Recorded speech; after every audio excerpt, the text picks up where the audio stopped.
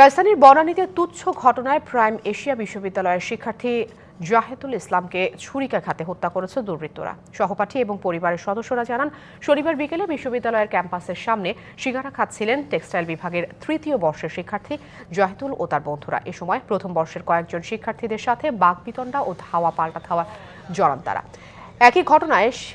এই ঘটনায় শিক্ষকরা মীমাংসা করে দিলেও 4:30টার দিকে জাহেদুল সহ অন্যান্যদের ওপর হামলা চালায় বহিরাগত কয়েকজন। তাদের ছুরিকাঘাতে জাহেদুলের হৃৎপিণ্ডে ক্ষত হয়। পরে কুর্মিটোলা হাসপাতালে নিলে চিকিৎসক তাকে মৃত ঘোষণা করেন। ময়নাতদন্তের জন্য মরদেহ পাঠানো হয়েছে ঢাকা মেডিকেল কলেজ হাসপাতালে। এ বিষয়ে বনানী থানায় একটি মামলা হয়েছে।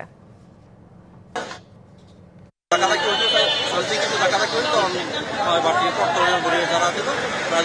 করে দিয়েছিল এটা করতাম ওই বাইরে দূরতে গেছিল কি যে দেখার জন্য তো ওরা এসে ওই বাইরে মাথায় আঘাত করছে, তারপর একটা এই ঘটনার সাথে যে জড়িত আছে সবাইকে আইনের আওতায় এনে বিচার শাসন